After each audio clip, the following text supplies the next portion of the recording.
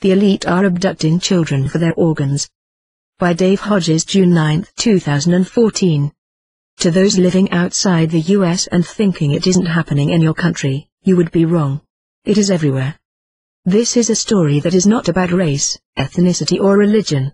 Some people will make it a demographic issue in order to obfuscate the ubiquitous nature of trafficking crimes involving children. What is the crime?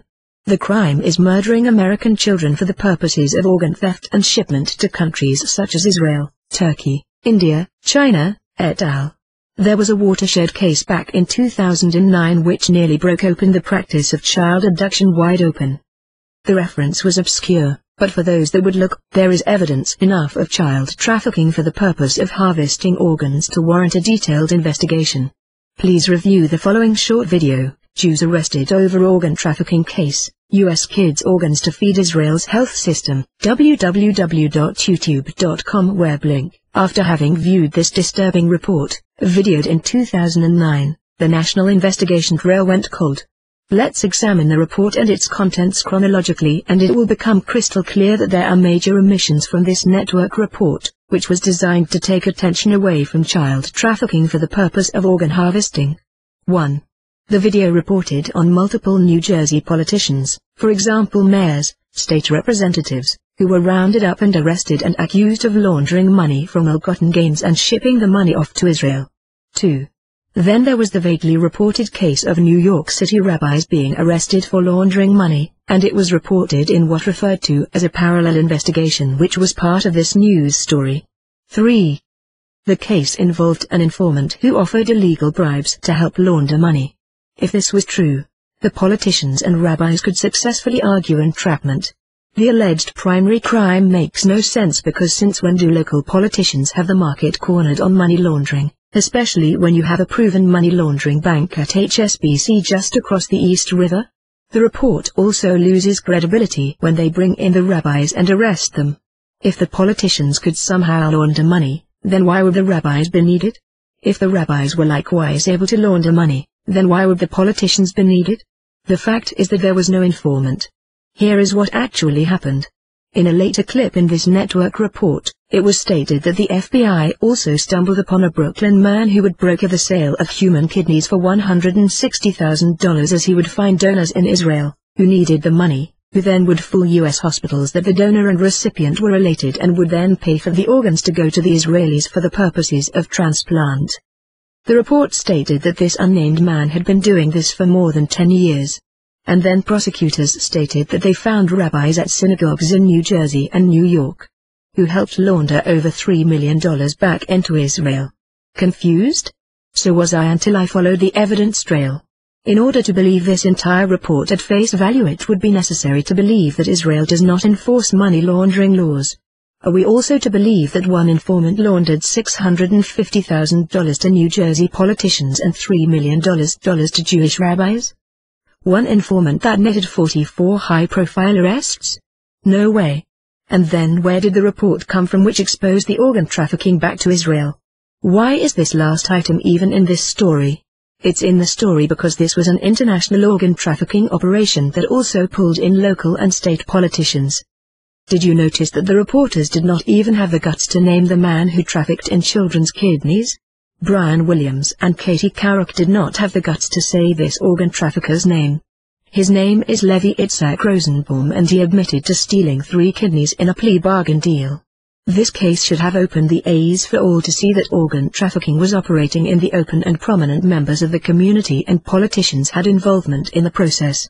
The rest of the story, one might wonder if there is any proof to back up my suspicions that American children were being killed and their organs were being trafficked back to countries such as Israel and China. The United Nations Palermo Convention on Human Trafficking passed regulations related to human trafficking for organs. This UN agreement has been applied in prosecutions for human trafficking in Brazil, South Africa, India, Moldova and other countries. The major purpose of the agreement was to prevent human traffickers, many of whom are surgeons, from exploiting the bioavailable bodies of immigrants, refugees, prisoners, the mentally deficient and others from being harvested while still alive. Counterpunch report Nancy Superhughes stated, transplant trafficking has been going on for many years in the US, as it has elsewhere in the world. The individual cases in the Organs Watch research files run to the hundreds. Some of the victims of U.S. organs trafficking are bonded servants from Syria and Jordan brought into the U.S. to provide kidneys to their patron royal families from the Gulf states. The Cleveland Clinic has a transplant wing that for many years has catered to these so-called transplant tourists. UCLA had its heyday with wealthy Japanese Yakuza crime family members who were given priority for liver transplants from the UNO's waiting list, livers that technically belong to U.S. citizens. The Cleveland Clinic and UCLA? This leads any rational person to ask what the hell is going on? To those of you who have criticized me over your inability to believe that the elite are engaged in the widespread child sex trafficking, how would you explain away this evidence? If they will steal children's kidneys, then why would they not traffic their bodies for sex? The most evil and vicious occupation, it is worse than drug running. The people that engage in human trafficking and who murder and harvest organs represent the worst of the human species.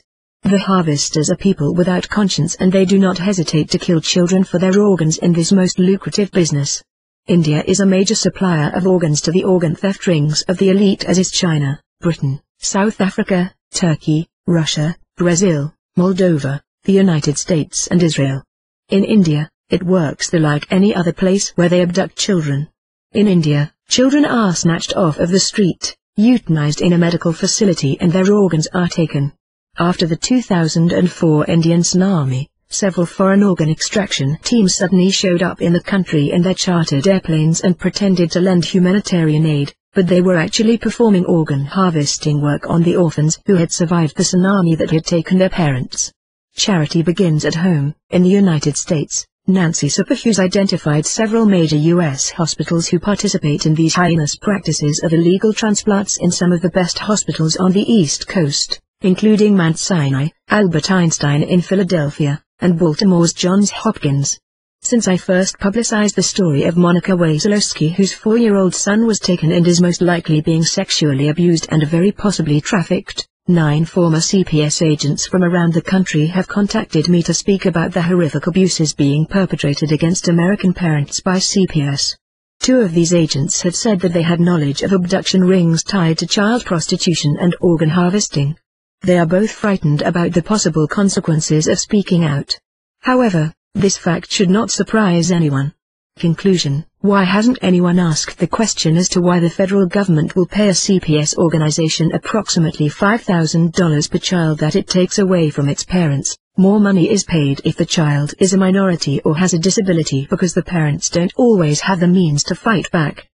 The child sex slavery ring and child organ harvesting trafficking begins with the federal government, as they are paying CPS to seize children.